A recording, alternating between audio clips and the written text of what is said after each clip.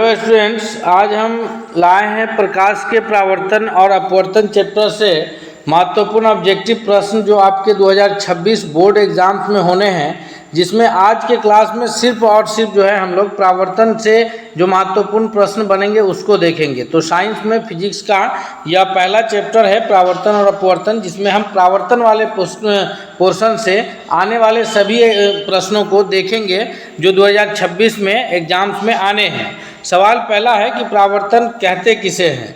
तो परावर्तन आप लोग याद रखे होइएगा डिफिनीशन कि परावर्तन कहते हैं कि प्रकाश की किरण जब किसी सतह से टकरा करके वापस उसी डायरेक्शन में लौट जाती है तो यह क्रिया जो है प्रकाश का परावर्तन कहलाता है, जिसको हम लोग इंग्लिश में रिफ्लेक्शन ऑफ लाइट कहते हैं। मान लीजिए कि कोई प्रकाश की किरण आई है, हिंदी में आपतित किरण जिसको कहते हैं, और ये किसी सतह से इस सतह से टकरा करके वापस ये किरण लौटती है किरण आर के नाम से। तो ये जो पूरा क्रिया हो रहा है ये क्रिया परावर्तन की क्रिया है। ऑप्शन सी करेक्ट आंसर है कि प्रकाश का सतह से टकराकर वापस लौटने की क्रिया जो है प्रकाश का परावर्तन कहलाता है। जी, एक एक प्रश्नों को हम लोग देखेंगे, आप अंत तक बने रहिएगा क्योंकि प्रश्न इससे बाहर एग्जाम्स में नहीं पूछे जाएंगे। इन्हीं से प्रश्न आएंगे जो आपके परीक्षा की दृष्टि से बहुत लाभकारी होगा। सवाल अगला है कि परावर्तन का नियम कितने हैं। इससे संबंधित कोई भी अगर कन्फ्यूजन होगा तो हम यकीन दिलाते हैं कि इस क्लास के पश्चात आपका वो सारा कन्फ्यूजन दूर हो जाएगा। प्रकाश के परावर्तन के दो नियम हैं। पहला नियम क्या कहता है? पहला नियम ये कहता है कि जो आपतित किरण आई है और परावर्तित किरण आर है और जो ये जिस बिंदु पर टकराती है ये सभी एक ही तल में होता है। कहते हैं क्या कि आपतित किरण, परावर्तित किरण और आपतन बिंदु पर डाला गया अभिलंब, यहाँ अगर हम लोग कोई अभिलंब खींचते हैं तो ये अभिलंब नॉर्मल जिसको हम लोग जानते हैं एन से, तो ये आपतित किरण आई और परावर्तित किरण जो है आर, और ये आपतन बिंदु पर डाला गया अभिलंब ये आपतन बिंदु है पी, और इस पर जो अभिलंब है ये सभी एक ही तल में होते हैं। ये पहला नियम है। पहला नियम क्या है कि आपतित किरण, परावर्तित किरण और आपतन बिंदु पर डाला गया अभिलंब तीनों एक ही तल में होते हैं। और दूसरा नियम कहता है कि आपतन कोण आई, आपतन कोण कौन सा कोण है? तो याद रखिएगा ये आपतित किरण जो किरण आई है और अभिलंब के बीच का जो कोण है ये आपतन का कोण है, जिसको आई से हम लोग सूचित कर रहे हैं। और दूसरा है अपरावर्तन का कोण, जिसको आर से सूचित करते हैं। परावर्तन का कोण कौन सा कोण है? तो वह परावर्तित किरण आर और अभिलंब के बीच का कोण है। तो कोण आई बराबर कोण आर के होता है। यह दो नियम है प्रकाश के परावर्तन के। तो ऑप्शन बी यहाँ करेक्ट आंसर हो जाएगा। दोनों नियम हम आपको बता दिए हैं, ये आपकी परीक्षा के लिए बहुत लाभकारी होने वाला है। सवाल अगला है कि अभिलंब और आपतित किरण के बीच का कोण क्या कहलाता है। अभी हम आपको बताए हैं, आप कमेंट करके भी बताइए कि आपतित किरण और अभिलंब के बीच का कोण क्या कहलाता है। दोस्तों, अगर यह सरफेस है और इस पर कोई किरण आई आ रही है जिसको हम लोग आपतित किरण कहते हैं, और इस पी बिंदु से टकरा करके ये किरण आर लौट जाती है और यहाँ पर खींचा जाता है क्या? अभिलंब। अभिलंब जिसको हम एन नाम देते हैं। तो यहाँ आपतित किरण और अभिलंब के बीच का जो कोण है जिसको हम लोग कोण आई कहते हैं, तो इस कोण को आपतन का कोण कहा जाता है। और अभिलंब और परावर्तन के बीच का जो कोण है इसको कोण आर के नाम से जानते हैं। तो कोण आर को परावर्तन कोण कहते हैं। तो कोण आई क्या है? प्रश्न क्या पूछ रहा है कि अभिलंब और आपतित किरण, यानी अभिलंब नॉर्मल एन और आपतित किरण आई के बीच का कोण क्या होगा? अपवर्तन का कोण नहीं बल्कि आपतन कोण होगा। ऑप्शन सी करेक्ट आंसर होगा। और उसी तरह ये दूसरा जो है परावर्तन का कोण होगा, कोण आई बराबर कोण आर। यह परावर्तन का एक नियम भी है, दो नियम में से।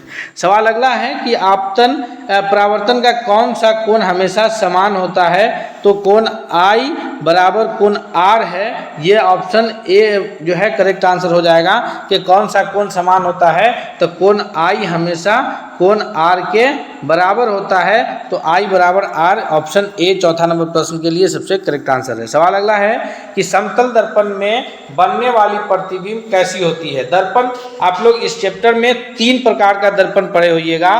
तीन नहीं बल्कि उसको दो प्रकार कह सकते हैं। एक आप पढ़े होंगे समतल दर्पण और दूसरा पढ़े होइएगा जो है वो गोलीय दर्पण। एक जो है समतल और दूसरा गोलीय, और गोलीय में दो अलग अलग पढ़े होंगे आप लोग, जिसमें एक को जो है उत्तल और एक को अवतल दर्पण के नाम से जाने होइएगा, उत्तल और अवतल के नाम से। यहाँ पर पूछा जा रहा है समतल दर्पण।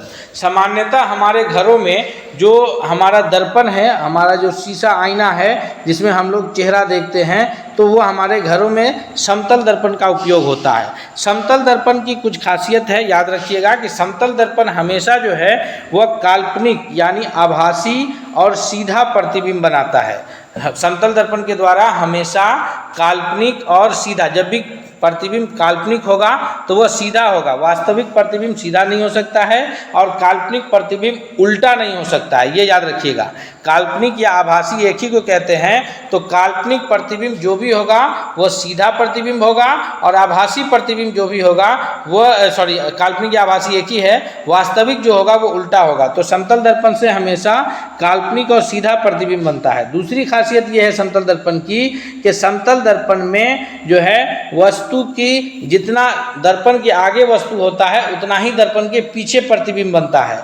यानी वस्तु दूरी और जो प्रतिबिंब की दूरी होती है समतल दर्पण के केस में बराबर होती है। जितना दूर पर वस्तु को रखा जाता है दर्पण से उतना ही दूर पर उसका प्रतिबिंब बनता है। तीसरा यह है कि जो वस्तु की जो हाइट होती है यानी प्रतिबिंब की जो ऊंचाई है वह वस्तु के ऊंचाई के बराबर, यानी प्रतिबिंब जो है वह वस्तु के समान आकार का बनता है। वस्तु का जो आकार होता है समान आकार का, वस्तु के आकार से बड़ा या छोटा प्रतिबिंब समतल दर्पण में नहीं बनता है, याद रखिएगा। और समतल दर्पण में एक पार्श्विक विस्थापन होता है। पार्श्विक विस्थापन किसको कहते हैं ये भी याद रखते चलिए कि पार्श्विक विस्थापन कहते हैं कि अगर आप दर्पण के सामने खड़े हैं और आप बायां हाथ उठाते हैं तो ये फील होता है कि दर्पण दायां हाथ, आपका जो प्रतिबिंब है वो दायां हाथ उठा रहा है, और अगर आप दायां हाथ हिलाते हैं तो ऐसा प्रतीत होता है कि दर्पण में आपका प्रतिबिंब बायां हाथ हिला रहा है। यही पार्श्विक विस्थापन है। दोस्तों हम सभी प्रश्नों को ऐसा कवर करेंगे कि आपका एक भी प्रश्न छूटेगा भी नहीं और आपकी परीक्षा में बेहतर नंबर दिलाएगा। टारगेट है कि हम साइंस में आपको जो 40 ऑब्जेक्टिव है उसमें 40 आपका कवर कराएं। इसलिए आपसे रिक्वेस्ट है कि अगर आप हमारे चैनल पर नए हैं तो प्लीज़ चैनल को सब्सक्राइब करते हुए बेल आइकन को दबा लीजिए ताकि अगला हर क्लास आपको मिले और हर क्लास आपको रोजाना एक क्लास अपडेट होता रहेगा। आप इस प्लेलिस्ट को सेव रखिएगा। इसी प्लेलिस्ट में आपको रोजाना एक साइंस और अगले दिन सोशल साइंस, फिर एक साइंस, फिर एक सोशल साइंस का क्लास हम ऑब्जेक्टिव अपडेट करते रहेंगे। सवाल अगला है कि समतल दर्पण में वस्तु और प्रतिबिंब की दूरी। तो अभी हम आपको बता रहे थे कि समतल दर्पण में जब भी दर्पण समतल होगा तो वहाँ क्या होगा, समतल दर्पण के केस में समतल दर्पण के सामने जितनी आगे वस्तु रखी जाएगी समतल दर्पण के पीछे उतनी ही दूरी पर वस्तु का प्रतिबिंब बनेगा।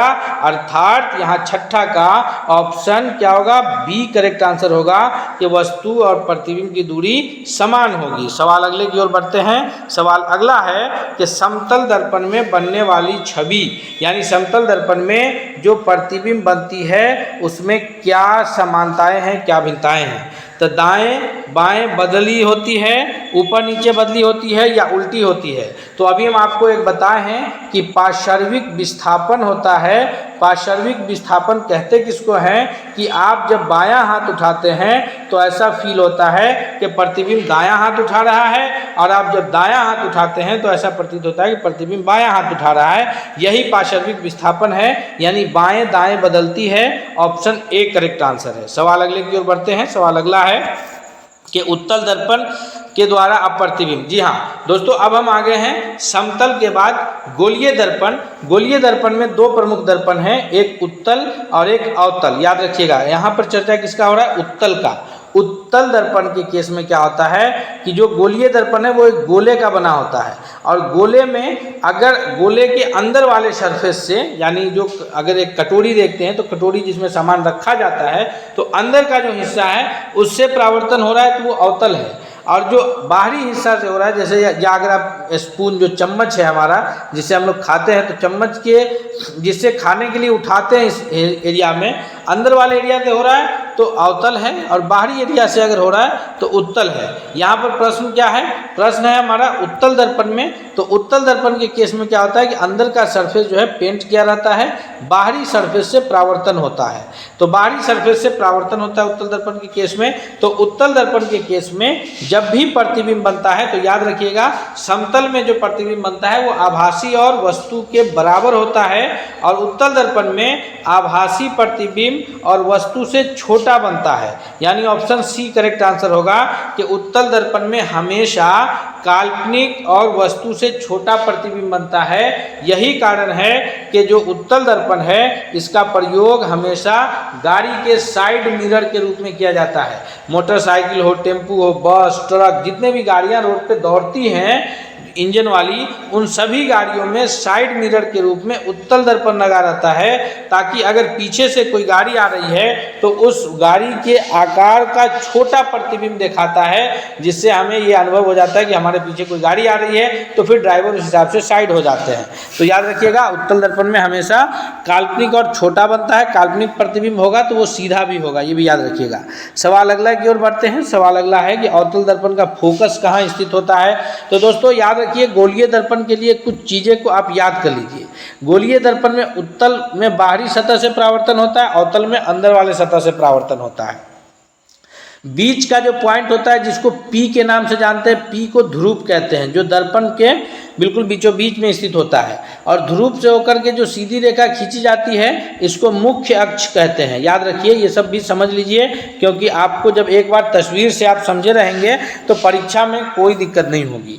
अब यहाँ से इस ध्रुव से एक जो प्रकाश की किरण जो मुख्य अक्ष के समांतर आती है और टकरा करके जो जिस पॉइंट से लौटती है, यानी जिस पॉइंट पर सभी प्रकाश की किरण जो समांतर आकर के मिलती है, उस पॉइंट को फोकस कहते हैं। और फोकस और ये जो जिस गोला का यह बना होता है उसका जो केंद्र होता है इसको हम लोग वक्रता केंद्र कहते हैं। वक्रता केंद्र को C से और फोकस को F से डिनोट करते हैं। तो अब यहाँ पर फोकस जो है अवतल दर्पण के केस में दर्पण के सामने है, दर्पण के सामने होता है, यानी जिस सतह से प्रकाश की किरण आ रही होती है उधर ही फोकस होता है। लेकिन उत्तल के केस में क्या होता है कि फोकस दर्पण के पीछे हो जाता है। जी हाँ, तो ध्रुव से जो फोकस की दूरी है इसको फोकस दूरी कहेंगे, और जो ध्रुव से वक्रता केंद्र की दूरी है इसको वक्रता त्रिज्या कहा जाता है। ये याद रख लीजिएगा, वक्रता त्रिज्या। तो फोकस जो होता है वो केंद्र और ध्रुव के बिल्कुल बीचों बीच में होता है। फोकस कहाँ होता है, केंद्र और ध्रुव के, देखो ध्रुव P है यहाँ और ये केंद्र C है, तो P और C के बीच में कौन है, F है। तो यहाँ फोकस बीचों बीच में हो गया, तो फोकस दूरी जो है वो त्रिज्या की आधी हो जाएगी, या त्रिज्या जो है फोकस की दुगुनी हो जाएगी, ये याद रखिएगा। तो अवतल के केस में जो फोकस है वो दर्पण के सामने है। सवाल अगला है कि उत्तल दर्पण में फोकस कहाँ होगा। तो अभी पिछले प्रश्न में आपको समझाए हैं कि जो उत्तल दर्पण होता है उसमें क्या है कि परावर्तक सतह बाहर की ओर रहता है, तो प्रकाश की किरणें टकरा के बाहर की तरफ ही लौटती है। तो ऐसे सिचुएशन में क्या होता है कि वहाँ पर प्रकाश की किरणें जिस पॉइंट पर लौटती हुई पीछे की ओर जब हम लोग काल्पनिक रूप से मिलाते हैं तो जिस पॉइंट पर मिलता है वहाँ फोकस होता है। तो ये फोकस उत्तल के केस में हमेशा दर्पण के पीछे होता है। सवाल अगला है कि दर्पण सूत्र क्या है। तो दर्पण सूत्र क्या है, आपको याद होगा कि 1/v - 1/u = 1/f जो है इस दर्पण सूत्र के नाम से हम लोग जानते हैं। 1/v + 1 जो है ऑप्शन ए इसमें करेक्ट आंसर है। नेक्स्ट सवाल है कि अवतल दर्पण का फोकस मान क्या होता है। तो दर्पण के केस में आप लोग याद रखिएगा, दर्पण के केस में क्या होता है कि जो प्रकाश की किरण जिधर आ रही है तो ध्रुव से अगर उसी डायरेक्शन में हम लोग मापते हैं तो वो दूरी ऋणात्मक होती है। ऐसे अगर देख लीजिए यहाँ पर अवतल दर्पण है, प्रकाश की किरण इधर से आ रही है, दर्पण से टकरा के इधर की ओर लौट जाती है। यहाँ उत्तल दर्पण है, प्रकाश की किरण इधर से आती है, टकरा के इधर की ओर ही लौटती है। तो यहाँ पर क्या है कि थोड़ा सा समझना है अवतल के केस में अवतल दर्पण का जो फोकस होगा, क्योंकि अब हम लोग जो है यहाँ ध्रुव से इधर की ओर फोकस को यहाँ मापते हैं और प्रकाश की किरण कि उल्टे डायरेक्शन में माप रहे हैं, प्रकाश की किरण इधर से आ रही है और हम फोकस को इधर की ओर माप रहे हैं, तो इसका फोकस ऋणात्मक होगा। लेकिन इसमें क्या है कि प्रकाश की किरण इधर से आ रही है और फोकस भी इसी ओर आगे जा करके हम लोग मापते हैं, तो इसका फोकस धनात्मक होता है। तो अवतल का फोकस ऋणात्मक और उत्तल का फोकस धनात्मक, ये याद रखिएगा। वस्तु दूरी दोनों के केस में ऋणात्मक होगी, क्योंकि वस्तु जो है हमेशा जिधर से प्रकाश आती है उधर रहता है।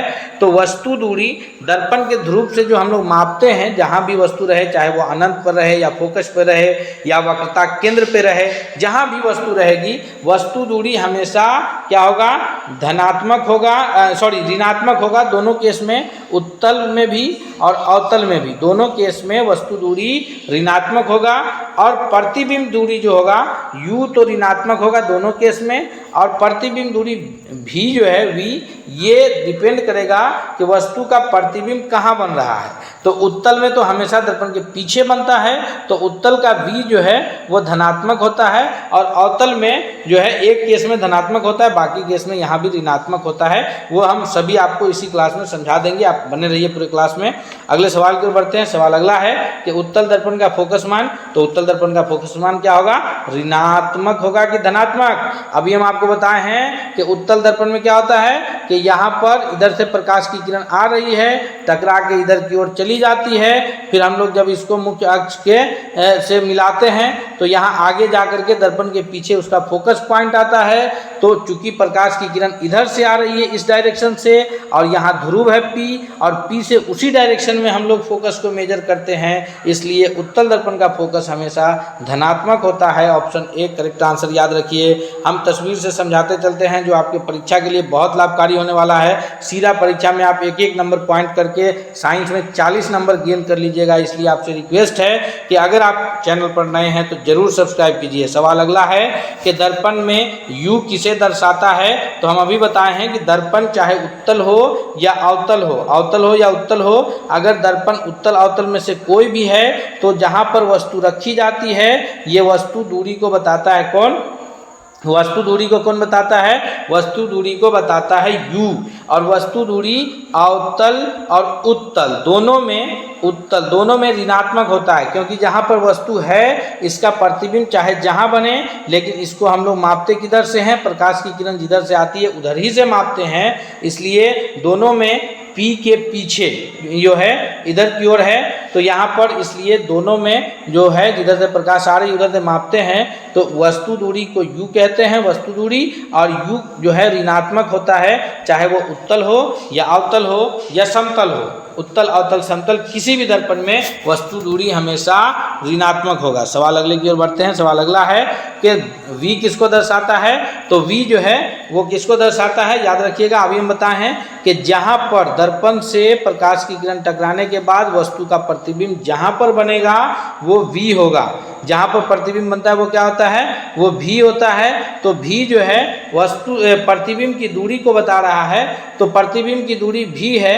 अवतल के केस में v जो है 5 बार निगेटिव रहता है, एक ही बार जो है धनात्मक आता है, वो हम आपको आगे बता देंगे। लेकिन उत्तल के केस में हमेशा v का मान जो है वो पॉजिटिव होता है, क्योंकि प्रतिबिंब जो है उत्तल में दर्पण के पीछे बनता है, दर्पण के पीछे प्रतिबिंब बनता है। इसलिए उत्तल दर्पण में हमेशा वस्तु दूरी प्रतिबिंब की दूरी धनात्मक होगी, और अवतल दर्पण में ज़्यादातर ऋणात्मक होगी, एक बार धनात्मक होगी। तो यहाँ पर ऑप्शन बी करेक्ट आंसर होगा कि v जो है वो प्रतिबिंब की दूरी को मापता है, जो अवतल में ज़्यादातर ऋणात्मक और उत्तल और समतल में धनात्मक होता है। सवाल अगले की ओर बढ़ते हैं कि c क्या है, तो c जो है वो दर्पण के केंद्र को कहते हैं, वक्रता केंद्र है। जिस गोला का वो दर्पण बना है उस गोला का केंद्र वक्रता केंद्र कहलाता है, c उसी को कहते हैं। और r बराबर 2f होता है, याद रखिएगा, क्योंकि c से जो यहाँ ध्रुव p की दूरी है इसको हम लोग r से मानते हैं, डिनोट करते हैं, यानी वक्रता त्रिज्या कहते हैं।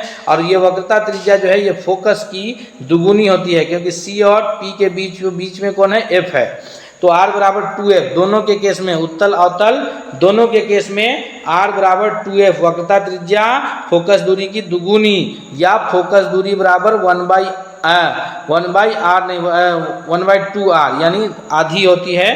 तो फोकस दूरी की आधी कौन है? वक्रता त्रिज्या 1/2r कहिए या f बराबर r/2 कहिए आसानी के लिए।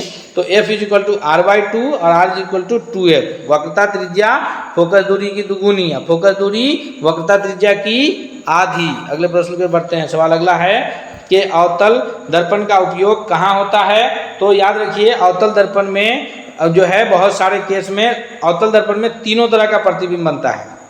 वस्तु से बड़ा प्रतिबिंब, वस्तु के बराबर प्रतिबिंब, जगह जगह पर डिपेंड करता है कि कहाँ कहाँ रखेंगे, और वस्तु से छोटा प्रतिबिंब। तो वस्तु से बड़ा, वस्तु के बराबर और वस्तु से छोटा, ये तीनों तरह का प्रतिबिंब अवतल दर्पण में बनता है। बाकी जो दो दर्पण हैं, समतल में वस्तु के बराबर, समतल में क्या है? वस्तु के बराबर, और उत्तल में वस्तु से छोटा। उत्तल में क्या होता है? हमेशा वस्तु से छोटा। याद रखिए अवतल में वस्तु से बड़ा भी प्रतिबिंब बनता है, वस्तु के बराबर भी बनता है और वस्तु से छोटा भी बनता है। समतल में हमेशा बराबर रहता है और उत्तल में हमेशा छोटा रहता है। तो अवतल दर्पण का प्रयोग, चूंकि वस्तु से बड़ा प्रतिबिंब बनाना अवतल दर्पण के केस में संभव है, इसीलिए अवतल दर्पण का प्रयोग दाढ़ी बनाने वाले दर्पण में होता है, जो मतलब हजामती दर्पण जिसको हम लोग कहते हैं, वो इस्तेमाल करते हैं, ताकि छोटे छोटे जो महीन बाल हैं वो भी आसानी से दिख सके। अवतल दर्पण का प्रयोग डॉक्टर जो है, दांत के जो डेंटिस्ट होते हैं वो करते हैं, ताकि जो है आपके सामने अवतल दर्पण लगा देंगे और फिर जो आपको कहेंगे कि आप मुख खोलिए। आप जब मुख खोलेंगे तो आपके दांतों का जो महीन अगर कोई प्रॉब्लम है वो आसानी से मिरर में देख सकते हैं। तो ये हजामती दर्पण के रूप में डॉक्टर इस्तेमाल करते हैं, और सर्च लाइट में भी जो है आगे जब हम लोग पढ़ेंगे तो वहाँ इस्तेमाल होता है। तो ये अवतल दर्पण का इस्तेमाल इन सब जगहों पर होता है। उत्तल दर्पण का इस्तेमाल जो है वो गाड़ी में रियर व्यू इमेज देखने के लिए होता है। सवाल अगले की ओर बढ़ते हैं। अगला है कि उत्तल दर्पण का उपयोग कहाँ होता है? तो हम अभी बोले हैं कि पीछे के वाहन को देखने के लिए जो है उत्तल दर्पण का उपयोग करते हैं। क्यों? क्योंकि उत्तल दर्पण में हमेशा छोटा प्रतिबिंब बनता है। सवाल अगला है कि परावर्तन का पहला नियम क्या है? हम आपको शुरू में ही बताए हैं परावर्तन का दोनों नियम। आप इसके कमेंट में दोनों नियम को लिखिए ताकि पता चले कि आपकी तैयारी बेहतर हो रही है। हालांकि दोनों नियम आपके स्क्रीन पर है, आप यहाँ से देख करके भी लिख सकते हैं, लेकिन आप लिखिए ताकि पता चले कि परावर्तन का पहला दूसरा नियम क्या है। पहला नियम भी लिखिए, दूसरा नियम भी लिखिए। सवाल है कि अवतल दर्पण सूर्य किरणों को किस पर केंद्रित करता है? तो अवतल दर्पण के केस में पूछा जा रहा है, याद रखिएगा। अवतल दर्पण में जो परावर्तक सतह होता है, हम पहले से बोले अंदर वाला सतह होता है। सूर्य की किरण का अर्थ यह है कि कोई प्रकाश की किरण जो अनंत से आ रही है, इन्फिनिटी से आ रही है। तो 3-4 केस आपको याद रखना है कि जो भी प्रकाश की किरण अवतल दर्पण में अनंत से आएगी, वो सभी प्रकाश की किरण दर्पण से टकराने के बाद फोकस से होकर गुजरेगी। कहाँ से होकर गुजरेगी? फोकस से होकर गुजरेगी। अर्थात अवतल दर्पण में अगर कोई सूर्य से प्रकाश की किरण आ रही है तो F से होकर गुजरेगी, और अगर F से आ रही है तो फिर वो मुख्य अक्ष के समांतर हो जाएगी। वो किसके समांतर हो जाएगी? मुख्य अक्ष के समांतर। और तीसरा कंडीशन ये है कि अगर कोई प्रकाश की किरण C से होकर आ रही है तो दर्पण से परावर्तन के बाद पुनः उसी मार्ग में लौट जाएगी। दर्पण से परावर्तन के बाद पुनः उसी मार्ग में लौट जाएगी। 3 कंडीशन हो गया। एक क्या हुआ कि अगर समांतर आ रही है तो F से जाएगी, F से आ रही है तो समांतर जाएगी, C से आ रही है तो C से लौट जाएगी। और चौथा कंडीशन है कि अगर वो ध्रुव पर डायरेक्ट I एंगल बनाते हुए आती है तो ध्रुव के साथ R एंगल बनाते हुए जो है वो परावर्तित हो जाती है। ये 4 रेखा जो है याद रखना है। सवाल है कि दर्पण का ध्रुव किसे कहते हैं? तो दर्पण का जो मध्य बिंदु है उसको दर्पण के ध्रुव से याद रखते हैं, पोल कहते हैं, P से हम लोग डिनोट करते हैं। सवाल अगला है कि दर्पण में R, तो हम कई बार बताए हैं दर्पण में R क्या है? तो R = 2F, क्योंकि फोकस दूरी जो है वह वक्रता त्रिज्या, R क्या है? त्रिज्या है, वक्रता त्रिज्या है, और वक्रता त्रिज्या फोकस दूरी की दोगुनी होती है, इसलिए R = 2F। Option A correct answer हुआ। सवाल अगला है कि परावर्तन में छवि कहाँ बनती है? जी हाँ, ये बहुत ही महत्वपूर्ण है। छवि कहिए, प्रतिबिंब कहिए, इमेज कहिए। तो परावर्तन के केस में चाहे वो किसी भी दर्पण से हो, समतल, उत्तल, अवतल, तीनों दर्पण में जब भी प्रकाश की किरण परावर्तित होकर के जिस पॉइंट पर रुकती है, जिस पॉइंट पर रुकेगी वहाँ पर इमेज बनेगा। रियल में अगर रुकेगी तो वास्तविक प्रतिबिंब बनेगा, रुकती हुई प्रतीत होगी तो वहाँ काल्पनिक प्रतिबिंब बनेगा। लेकिन जब तक रुकेगा नहीं प्रकाश की किरण तब तक प्रतिबिंब का निर्माण संभव नहीं है। तो दर्पण से टकराने के बाद जिस पॉइंट पर रुकती है उस पॉइंट पर प्रतिबिंब बनता है। सवाल अगला है कि अवतल दर्पण के लिए जब वस्तु अनंत पर हो। जी हाँ, तो अभी हम बताए हैं कि अवतल दर्पण के केस में क्या होता है कि जब वस्तु अनंत पर होती है, याद रखिएगा आपकी परीक्षा की दृष्टि से बहुत लाभकारी है, इसलिए हम फिर आपसे एक बार रिक्वेस्ट करते हैं कि अगर आप चैनल पर नए हैं तो ज़रूर सब्सक्राइब कीजिए। आपको हम रोज़ाना एक क्लास प्रोवाइड कराएंगे ताकि जो 17 फरवरी 2026 से आपका एग्ज़ाम्स होना है उस एग्ज़ाम में आप बेहतर नंबर ला पाएँ, ये हमारा टारगेट है। अगला है कि अवतल दर्पण के लिए जब वस्तु अनंत पर होगी तो प्रतिबिंब कहाँ बनेगा। तो जब भी वस्तु अनंत पर होगी तो अनंत से जो प्रकाश की किरण आएगी वो दर्पण से परावर्तन के बाद फोकस से होकर गुजरेगी। कहाँ से होकर गुजरेगी? फोकस से। यानी प्रकाश की किरण फोकस पर इकट्ठा होगी, तो प्रकाश की किरण जब फोकस पर इकट्ठा होगी तो प्रतिबिंब फोकस पर बनेगी। प्रतिबिंब इतना छोटा होगा कि प्रतिबिंब बिल्कुल बिंदु के आकार का होगा। दूसरी बात ये होगी कि प्रतिबिंब जो है अवतल दर्पण में यहाँ पर वास्तविक और जो है उल्टा प्रतिबिंब होगा। तो हम ये कह सकते हैं कि छवि बिंदु आकार और छवि उल्टी वास्तविक है, इसलिए उल्टी प्रतिबिंब होगी। अर्थात ऑप्शन डी करेक्ट आंसर हो जाएगा कि बी और सी दोनों सही है। ऐसे प्रश्नों में इस प्रकार के प्रश्न भी आपसे पूछ के आपको कंफ्यूज किया जाएगा, आप कंफ्यूज नहीं होंगे। सवाल अगला है, उत्तल दर्पण की छवि कहाँ बनेगी। तो उत्तल दर्पण की छवि हमेशा जो है क्या होता है, उत्तल दर्पण की छवि हमेशा काल्पनिक वस्तु से छोटी, तो काल्पनिक है तो सीधी भी रहेगी, याद रखिएगा। तो वास्तविक है नहीं, उत्तल दर्पण में वास्तविक होगा तभी उल्टा होगा, इसलिए ऑप्शन बी भी गलत है। और छोटी प्रतिबिंब हमेशा बनता है उत्तल दर्पण में, ऑप्शन सी करेक्ट आंसर है। जी हाँ, अगला प्रश्न है हमारे स्क्रीन पर कि वक्र दर्पण की धुरी कहलाती है। वक्र दर्पण की धुरी, वक्र दर्पण उसी को कहते हैं। वक्र दर्पण से आप कंफ्यूज नहीं होइए, गोलीय दर्पण को ही वक्र दर्पण कहा गया है। यहाँ पर समतल दर्पण और वक्र दर्पण, वक्र दर्पण से मुराद ये है कि यहाँ पर उत्तल और अवतल दोनों की बात हो रही है, उत्तल और अवतल, और जिसको गोलीय दर्पण आप लोग पढ़े होइएगा किताब में। तो वक्र दर्पण की धुरी जो है वह मुख्य अक्ष को कहा जाता है, ऑप्शन बी करेक्ट आंसर है। सवाल अगला है कि वास्तविक छवि कहाँ बनती है। वास्तविक छवि पर्दे पर उसको उतारा जा सकता है, याद रखिएगा। वास्तविक छवि कहाँ बनती है? पर्दे पर, ऑप्शन ए करेक्ट आंसर है। सवाल अगला है कि आभासी छवि कहाँ बनती है। तो आभासी छवि को हम लोग पर्दे पर नहीं उतार सकते, तो ऑप्शन बी करेक्ट आंसर हो जाएगा। पर्दे पर बनेगा तो वास्तविक, उल्टा होगा तो वास्तविक, और वास्तविक है तो वास्तविक। अगला सवाल है कि दर्पण में -भी दूरी दर्शाती है। तो -भी दूरी हम अभी आपको पीछे बहुत अच्छे से तस्वीर से समझाए हैं कि दर्पण में चाहे वो उत्तल हो या अवतल हो, जिधर से प्रकाश की किरण आ रही है उधर की ओर अगर हम लोग दूरी को मापते हैं तो फिर वो दूरी माइनस में हो जाती है। यानी वो दर्पण के जो आगे की ओर हम लोग मापते हैं तो वह दूरी क्या होती है? माइनस में होती है, और पीछे की ओर मापते हैं तो वह दूरी प्लस में होती है। ये बस नहीं याद रखना है। माइनस का अर्थ कि वो ऋणात्मक होगा, प्लस धनात्मक होगा।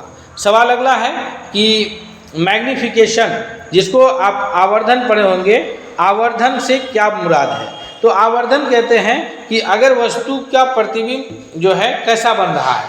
तो अगर वस्तु का प्रतिबिंब वस्तु से छोटा है तो हम लोग उसको कहते हैं कि वस्तु से छोटा है, और अगर वस्तु का प्रतिबिंब वस्तु के आकार से बड़ा बन रहा है तो वहाँ पर आवर्धित प्रतिबिंब कहलाता है, यानी वस्तु का प्रतिबिंब का आकार बढ़ गया। तो मैग्नीफिकेशन उसी को कहते हैं आवर्धन को, कि ये इसका जो मैग्नीफिकेशन बराबर जो होता है वो भी, यानी वस्तु दूरी बट्टा प्रतिबिंब की दूरी बाई वस्तु की दूरी, या फिर प्रतिबिंब की ऊंचाई बट्टा वस्तु की ऊंचाई, H2/H1 जो है प्रतिबिंब की ऊंचाई बट्टा वस्तु की ऊंचाई।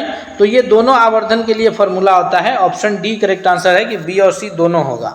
अगला सवाल है कि अवतल दर्पण का उपयोग सूर्य हीटर में क्यों करते हैं। तो दोस्तों हम पहले ही कहें कि सूर्य हीटर में अवतल दर्पण का उपयोग इसलिए होगा क्योंकि अवतल दर्पण एक ऐसा दर्पण है जिससे जो भी समांतर किरण आती है दर्पण से परावर्तन के बाद वह एक बिंदु पर इकट्ठा कर देता है। और हीटर में यही चाहिए, एक बिंदु पर जब सारी प्रकाश की किरण इकट्ठा होगी तो वैसे सिचुएशन में क्या होगा कि वहाँ पर गर्मी बढ़ेगी, और जब गर्मी बढ़ेगी तो फिर हीट जो बढ़ेगा, हीट बढ़ेगा तो उस हीटर का इस्तेमाल हम लोग जो है खाना बनाने के लिए हो या अन्य वस्तु में कर लेते हैं। तो यहाँ पर अवतल दर्पण का उपयोग सूर्य हीटर में इसीलिए करते हैं क्योंकि जो भी सूर्य की किरण आती है वो अवतल दर्पण उसको एक पॉइंट पर लाकर इकट्ठा कर देता है, किरण केंद्रित करने के लिए। तो यहाँ ऑप्शन बी सही होगा कि वो क्या करता है, किरण को केंद्रित करता है। कौन? अवतल दर्पण, बाकी दर्पण नहीं कर पाएगा। सवाल अगला है कि वस्तु ध्रुव पर रखने पर छवि कहाँ बनेगी। तो वस्तु जब भी ध्रुव पर रखेंगे, चाहे उत्तल हो अवतल हो, तो उसका प्रतिबिंब जो हमेशा वस्तु से बड़े आकार का बनता है, तो ये दुगुना प्रतिबिंब बनता है। वो जब ध्रुव पर होता है तो उसी समान आकार का वास्तविक और सीधा प्रतिबिंब बनता है जितना वो वस्तु है। ध्रुव पर रखने पर जो है प्रतिबिंब दुगुनी आकार का बनता है। ऑप्शन ए इसका करेक्ट आंसर होगा। सवाल अगले की ओर बढ़ते हैं। सवाल अगला है कि रेडियस ऑफ कर्वेचर, जिसको हम लोग वक्रता त्रिज्या कहते हैं, रेडियस ऑफ कर्वेचर आर जिसको कहते हैं वक्रता त्रिज्या आर, रेडियस ऑफ कर्वेचर। तो ये दर्पण के केस में ध्रुव और सी के बीच यानी पी और सी के बीच की दूरी को जो है रेडियस ऑफ कर्वेचर कहेंगे। ऑप्शन बी करेक्ट आंसर हो जाएगा कि सी और पी के बीच की दूरी रेडियस ऑफ कर्वेचर है।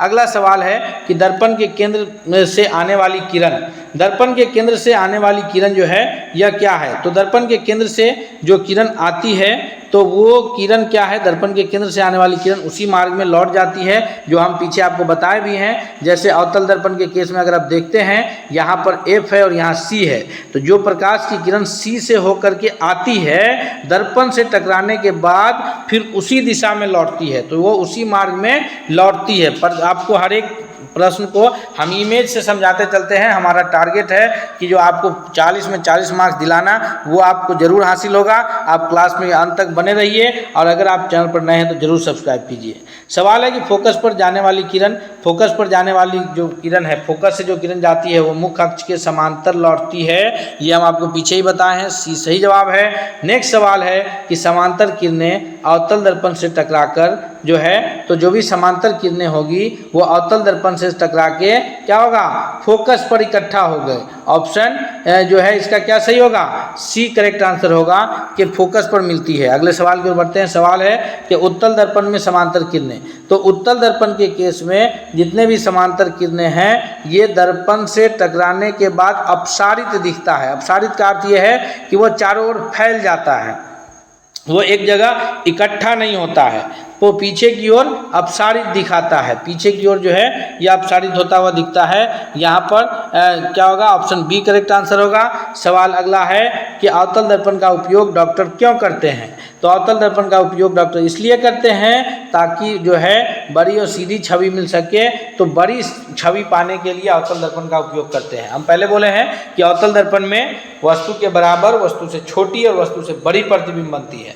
अवतल दर्पण के केस में आभासी और वास्तविक दोनों प्रकार की प्रतिबिंब बनती है, तो डॉक्टर इसीलिए इसका इस्तेमाल करता है। अगला सवाल है कि 1/f = 1/v + 1/u किसके लिए है। तो ये दर्पण सूत्र है। ऑप्शन ए इसका करेक्ट आंसर है। नेक्स्ट सवाल है जो आज के इस सेट का अंतिम सवाल है कि दर्पण में छवि न बनने का कारण क्या है। तो दर्पण में छवि न बनने का कारण है कि प्रकाश का नहीं होना।